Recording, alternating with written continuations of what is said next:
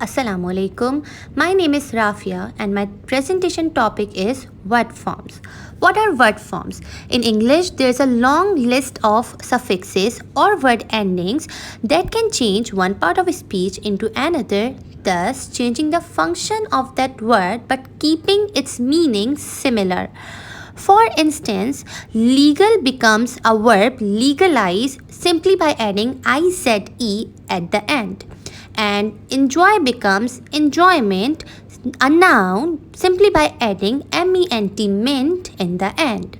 We have some other examples, beauty, beautify, and beautiful, beautifully. So now you can see how the function of the word changes, one part of speech changes into another simply by changing the suffix in the end.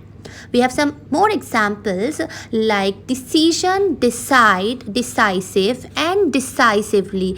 Decision is a noun, decide is a verb, decisive is an adjective, and decisively is an adverb. We have some more example like understand, understanding, understandable, and understandably.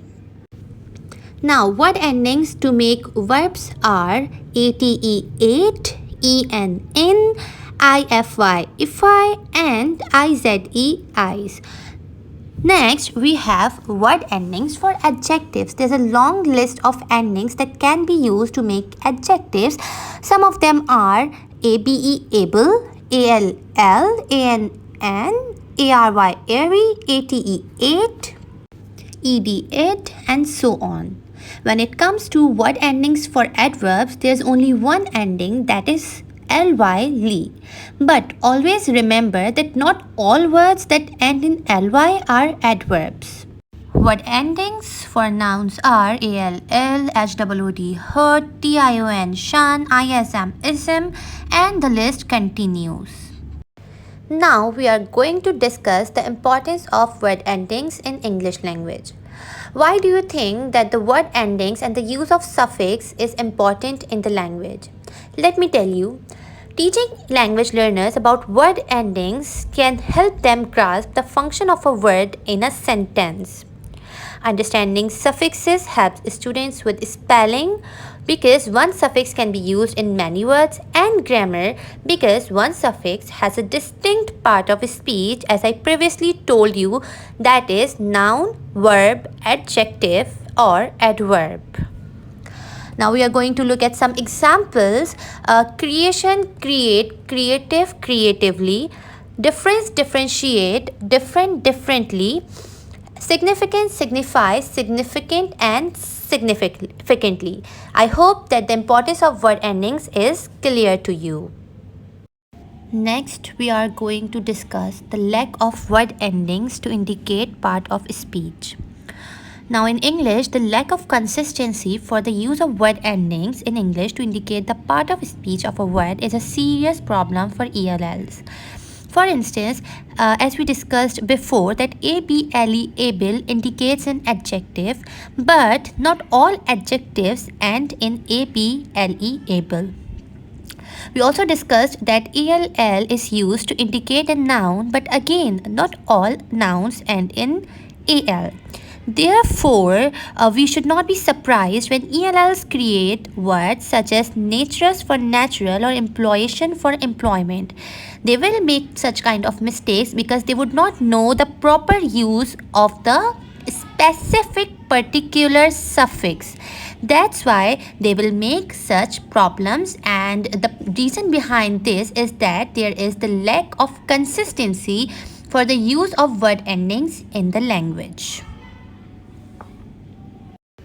Another serious inconsistency that the English language learners face is that a word is sometimes used as more than one part of speech without any change in the endings. For example, a noun or a verb, a photograph versus I photograph. Now, in the first phrase, a photograph is a noun, but in the next phrase, I photograph is used as a verb. So now you can see that the same word is used as a noun and a verb without any change in the end. Or another example could be I speak English versus an English word. In the first one, English was used as a noun, while in the second one, English was used as an adjective. And sometimes the same word is used as three parts of speech, that is a noun, a verb, and an adjective. For example, a survey versus to survey, a group versus a survey question. So, did you notice how the word survey is used as three different parts of speech? One more additional thing that I would like to share with you all is that in English language we sometimes use a noun as an adjective. Yes, and we do this because at times an adjective for the word doesn't exist. So what we do, we use noun as an adjective. For example, the adjective for city doesn't exist. So we would say a city problem. But for nation, we can say a national problem because an adjective does exist for the word nation. Alright, so considering these difficulties and what we can do, we can give a long list of word endings or suffixes to the learners, and we can ask them to decipher or understand or tell us the meaning of the already existing words rather than asking them to form new words using the suffixes, because that would be difficult for them. They would not know where to use which suffix, right? I hope you get it. Now we are going to discuss the common ELL errors that the English language learners make.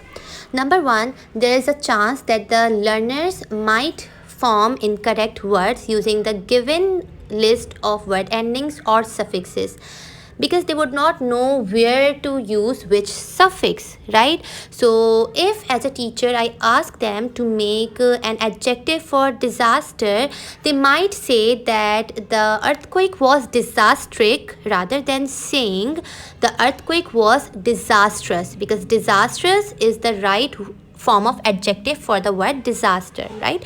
And if I ask them to make an adjective for the word comfort, they might come up with that the couch I am sitting on is very comforted rather than saying that the couch I am sitting on is very comfortable. And if I ask them to make an adjective for danger, they might say that it is dangerous to go outside at this time rather than saying it is dangerous to go outside at this time. Okay? The second common ELL error is that not all words that end in ly are adverbs. Yes, sometimes adjectives also end in ly. I would like to share some examples with you. If I say early, EARLY, early. Early can be used as an adjective and as an adverb. For example, if I say Sarah is in her early 20s, and I can also say Sarah has to wake up early. Now, did you see the difference in the part of speech? In the first one, early was used as an adjective, while in the second one, early was used as an adverb. Another example would be daily. Our library subscribes to 4 daily newspapers.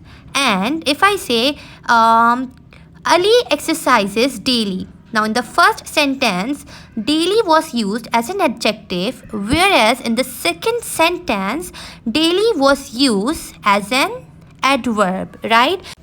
Also, students, keep this one thing in your mind that not all words that end in ly are or can be used as an adverb.